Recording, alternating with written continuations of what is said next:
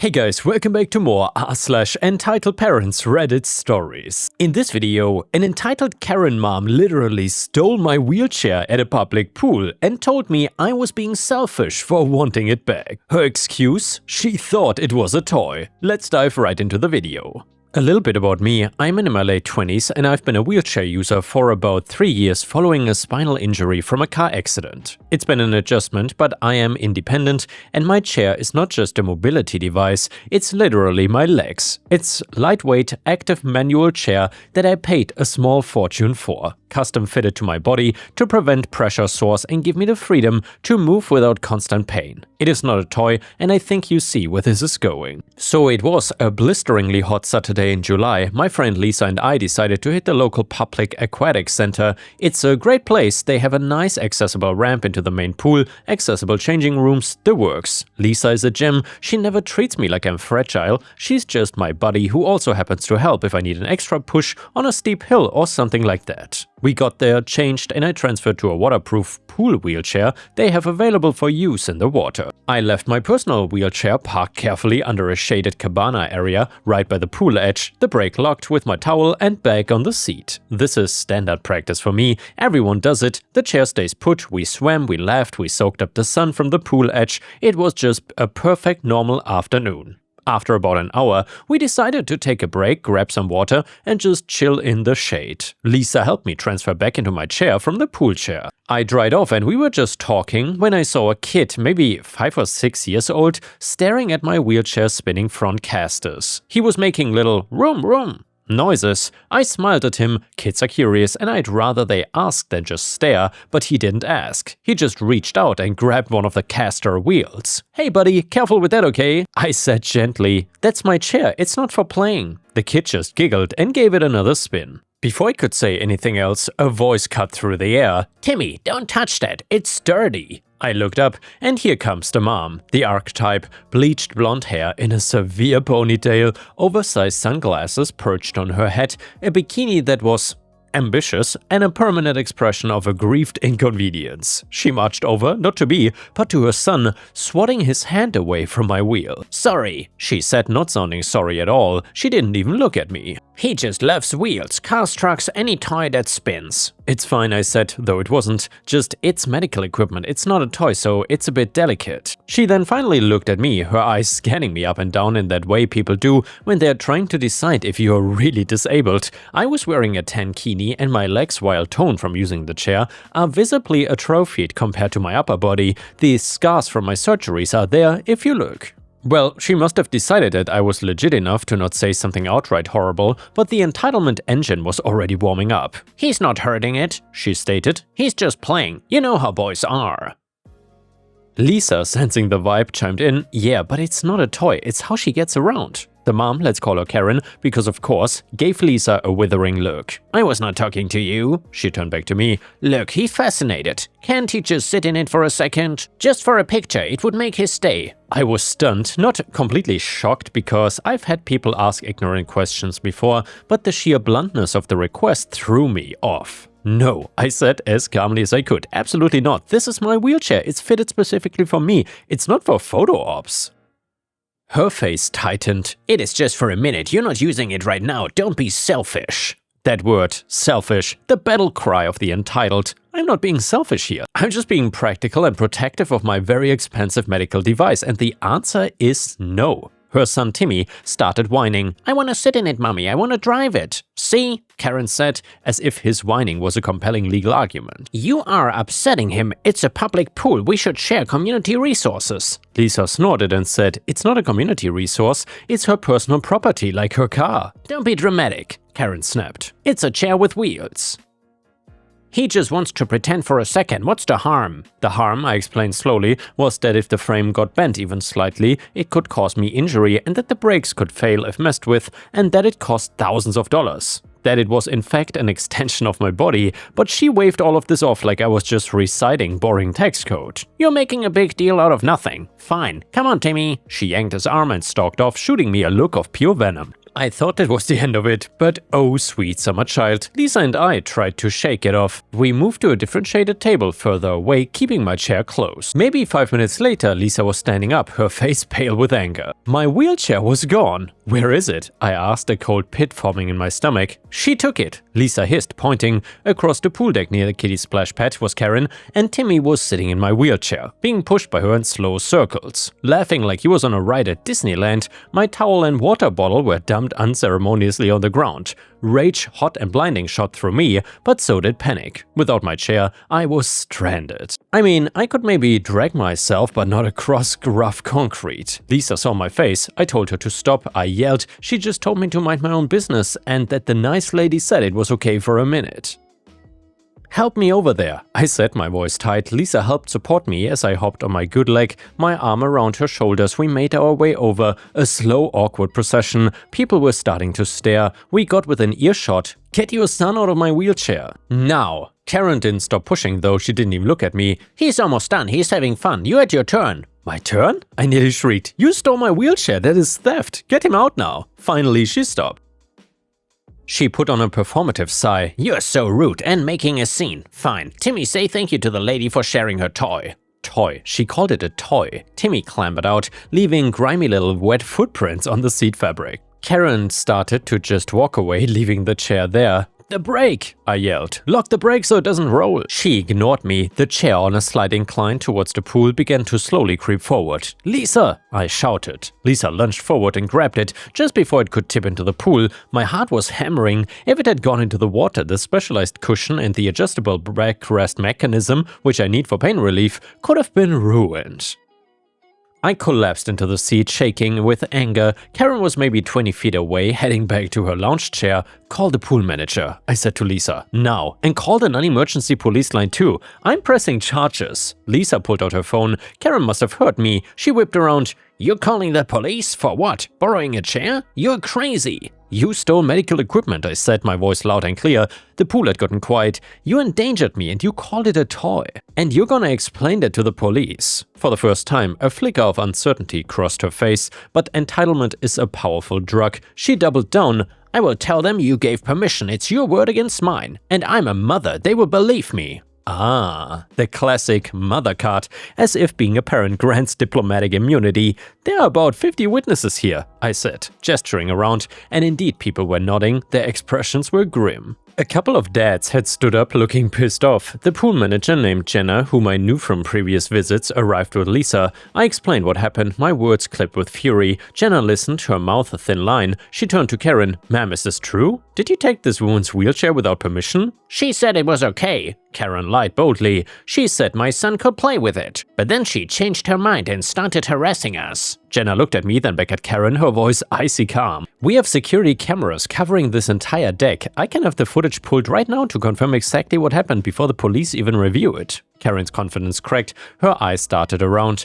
I don't have time for this. This is ridiculous. Timmy, we are leaving. You're not going anywhere, Jenna said, her manager voice in full effect.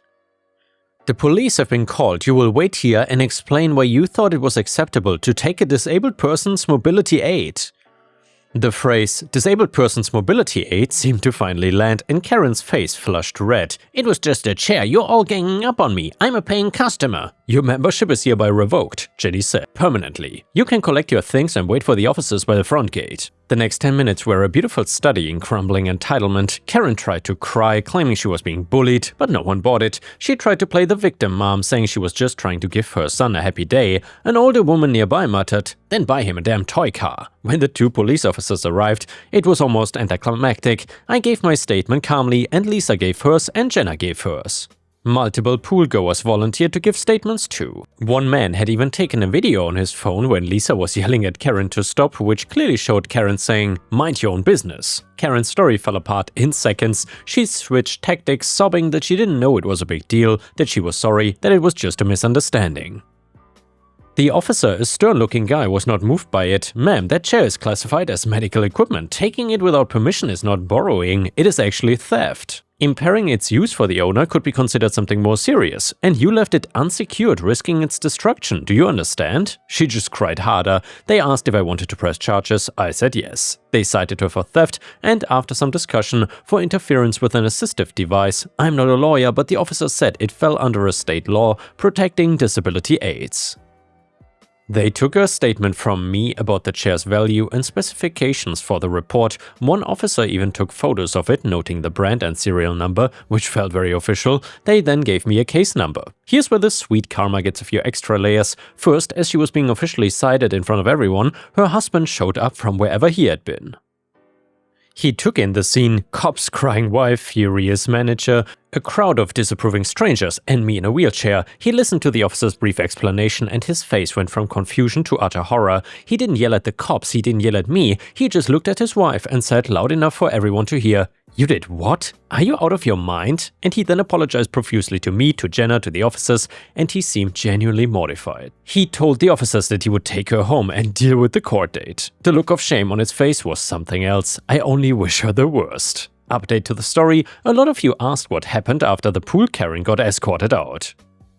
So here's a small wrap-up. First, I'm okay. I slept like garbage for 2 nights though. I know that sounds dramatic, but if you've never had your mobility device taken while you're in public, it's hard to explain the specific kind of panic it triggers. I mean, one minute you're just trying to use the restroom, and the next you're basically stranded on hot concrete watching someone push your legs around like a ride. The day after, I took my chair in for a quick check, because even if it looks fine, stuff can get knocked out of alignment. Thankfully, there wasn't anything bent or broken. Mostly, it was just gross wet kid footprints on the seat, sticky sunscreen hands on the push rims, and my bottle/towel being tossed on the ground like it was nothing. Jenna, the pool manager, called me the next business day. She was still mad, like, I cannot believe someone actually did that. Mad. She told me that Karen's membership was permanently revoked and she had been officially told not to come back. Jenna also said she had a staff meeting and made it crystal clear, mobility aids are hands-off, period. If someone touches or moves them without permission, staff steps in immediately. No, let's avoid a scene. No, maybe it's a misunderstanding. Now, about the husband, later that evening he reached out through the pool, not by cornering me, which I appreciated, and he apologized again, like actually apologized, not the sorry you're upset kind. As for Karen herself, no direct apology to me, shocking I know. If anything, she seemed more upset that she got embarrassed in front of everyone than she was about what she did. The only change on my end is I'm way less trusting now.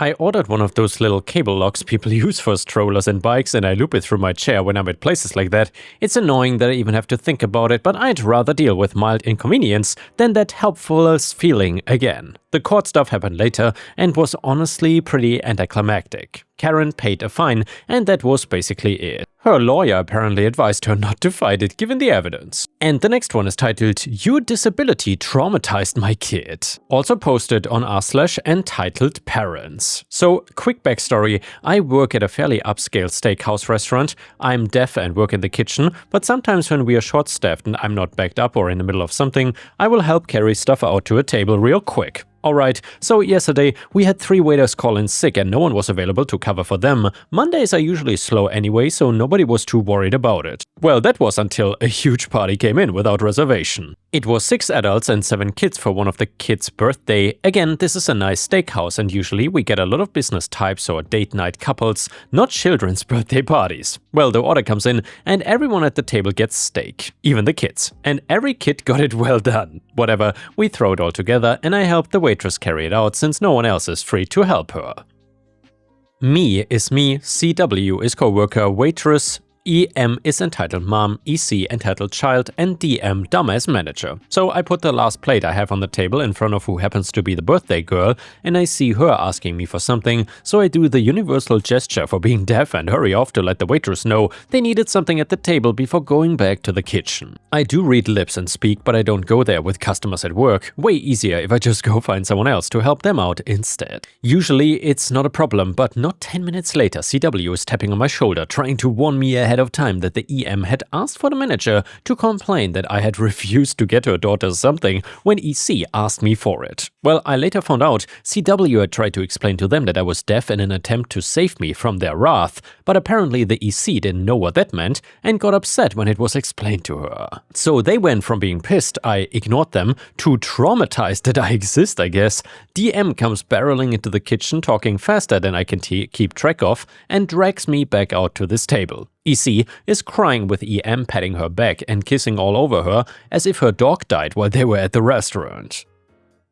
EM starts talking angrily to DM and I still have no idea what exactly they were saying. But there was a lot of angry gesturing, nasty faces, and the kid was crying so hard. If CW hadn't warned me what this was about, I would have thought the kid was dying or something. Well, DM finally turns to face me and asks me to apologize. I assume I've read her lips wrong and ask her to repeat, but no, she really does want me to apologize to these people. At this point, I'm really pissed off. I said, "You want me to apologize for being deaf?" DM, "It was upsetting to them, say you're sorry." Me, "No way." Other tables are staring at us at this point, and I'm just not willing to go down this road. EM is talking again, but I still have no idea what she was saying at this point. She kept gesturing to her crying kid and jabbing a finger in my direction with an expression that would make Satan cringe on her face. Dumbass manager, "Apologize now." Me, "That's not gonna happen." DM is red-faced and looks like she might blow her top at any second, but there was no way I was apologizing to these people. If they had asked me to apologize for ignoring them or whatever, sure, who cares, but I'm not sorry that I cannot hear. Actually, I'm pretty thankful at this point. EM was getting a lot of dirty and annoyed looks, so I guess she wasn't sounding pleasant. I'm fed up with it so I just head back to the kitchen before they can try to say anything else to me. I guess there was some heated conversation going on behind me. I looked back there before ducking into the kitchen and EM was standing up, possibly screaming in DM's face. The DM ended up comping their meal and actually threatened to write me up for not apologizing to this crazy lady and her precious 8-year-old sheltered snowflake. I've had some interesting reactions from people when I have to let them know I cannot hear, but this one was on a whole nother level. Update to the story, I should have done this as an edit in the first place, but better late than never, so people just finding this don't have to hunt my comment update. The manager was fired for this and the family hasn't come back. If they do and anyone recognizes them, they will be asked to leave. And yeah guys, I gotta say I'm so glad that manager was fired because honestly, a person like that should not be a manager. I felt so bad for OP. And now let's move on to the next story. It starts like this. After graduating college, my girlfriend and I moved to a new state where she was accepted into an engineering program. We found a lovely garden apartment style complex that advertised 100 megabits per second internet included in the price among a few other amenities. When we met the property manager, he seemed strict but well-mannered, nothing out of the ordinary, until we signed the lease. The first problem? Suddenly walking into his office was not allowed without an appointment. I had come by to ask a question, saw him browsing social media, and figured that he was as available as he made himself to us when we first came by unannounced to view a model apartment. But nope, he refused to answer my question and asked me to make an appointment via email. The second problem, the terms of our lease included an attachment to complete within 48 hours of accepting the keys that details all discrepancies within the unit. We submitted the attachment via email around the 40th hour. The property manager responded that the terms recently changed from 48 to 24 hours, and since we had passed 24 hours, we would be held liable for all found damages. When citing our copy of the lease, which explicitly stated 48 hours, he informs us that we signed an outdated copy and would need to make an appointment to come by the office and sign a new lease. The third problem, the internet speed was not 100 Mbits as advertised, it was less than 15 Mbits of peak and about 5 megabits per second on peak. We again contacted the property manager to complain, but were referred to make an appointment. The fourth problem, we made an appointment to address the previous 3 problems. During this meeting and after I finished voicing our issues, the property manager leans forward and says, "There are other communities in this neighborhood that may be more accepting of people like you and your girlfriend. You're welcome to break the lease and leave." People like you and your girlfriend. I had thought he was referencing our no-nonsense response to his nonsense, aka daily communication, scheduling multiple meetings to address these issues, etc., but my girlfriend believed that he was speaking towards our skin colors. Her, a black woman, and myself, a white man. My girlfriend jokingly told me to check my privilege before getting serious and explaining to me that we were experiencing discrimination at the very least. So the solution? I did some research and discovered the property manager worked for a larger organization that owned several complexes throughout the country. I found that their director of human resources on LinkedIn and made a connection. I then emailed her copies of all email correspondence, screenshots of the lease, pictures of the internet speed flags advertised by the road, and more screenshots of online speed tests. We further noted his comment and the implications behind it. The human resources director replied within a few hours and promised us that she would look into the issue. About 2 days later, the property manager called and asked us to come by his office at our convenience. We showed up near the end of the day and sat down across from him. He then proceeded to ask us if we would be willing to write a letter stating that we accepted his apology despite not yet offering said apology, and in return he would credit us a month's rent, accept our damages attachment, and promise to have the ISP on site within a week to assess the internet issues. Well, we declined. He got personal with us and revealed his job may be at stake and asked us to reconsider. My girlfriend leaned forward and said, "There are other communities in this neighborhood that may be more accepting of people like you. You're welcome to leave." The property manager was replaced in a week with a super sweet older woman who not only gave us all the things the original property manager had promised, the 1-month credit, accepting the damages attachment, and then further scheduling maintenance to fix said damages, also having the ISP assess and upgrade the internet to promised speeds, but she also made it clear that her office was always open for anything we may need. I looked up the old property manager about a few months later on LinkedIn, and of course he was still unemployed. And the next one is titled, "Boss was reluctant to do anything about deadweight coworker because he was not making obvious mistakes." We decided to make it obvious. So we had this coworker on our team. The best way to describe him is to use a Homer Simpson line, "Everyone says they have to work a lot harder when I'm around." Well, projects given to him usually were not completed correctly, not entirely completed, or not even worked on at all. He violated security protocols, gave out equipment to other departments, and would occasionally disappear for hours. He would always have someone else to blame for his problems, aka contractors, staff in other departments, but the last straw for the rest of us was when he tried to throw his own team under the bus. We all knew he was skating by because we would fix his mistakes to keep everything else running. And admittedly, it's hard to get fired from a state job, but after blaming us and having to hear about it, well, that was the last straw. So the rest of us on the team stopped helping him and we stopped fixing his mistakes. He was not making obvious mistakes before, but now they were obvious. The mistakes were piling up and fast. We would collaborate with him only down to the bare minimum. He had no reason to blame us if our contributions to a project were completed and his weren't. And then came the kiss of death. He took a week off. With him not around, everything that piled up started getting completed by the rest of us. New tasks were completed on top of that and on time. Even my boss could not ignore the simple fact that the place ran smoother without him around. After he returned, everything started piling back up again, so we came into work a couple of weeks ago and it was announced that he had left the organization. Not one person was surprised. The thing that amazes me about this whole thing is that nobody coordinated it, none of us hatched a plan, we all just individually decided that enough was enough. You wanted obvious? You got it. It's impressive how much it takes to get fired for some people. My last 2 jobs both featured a teammate who essentially collected a paycheck and did nothing in return. At least my manager here had the balls to do what was needed. It's also amazing that in the end there's less work to do with him gone because tasks don't need to be done twice anymore. And the next one is a petty revenge story which is titled Last Day in the Office. So I, 29 male, worked at a small company as a salesman for the better part of 4 years. As my sales went up, my income went down due to restructuring and so on. Meanwhile, my boss and I would butt heads pretty frequently, but somehow not enough to get fired. On my last day, they took my accounts away in the morning but wanted me to stay until 3 for an exit interview. I'd already cleaned out my desk and legitimately had nothing to do but wait. Well, there ended up being a box and a half of business cards left over, around 700, that I hid everywhere. I didn't leave stacks here or there, I just hid every individual one. My boss's shades were up, so I tucked close to 50 in between the shutters. When the shades close, it'll rain. I put them under people's see-through rubber mats for their chairs. I tucked them into unused rolls of paper towels, so they fell one by one when in the dispenser. We also had a small warehouse with hundreds of boxes, and every single open box ended up with my business card in them.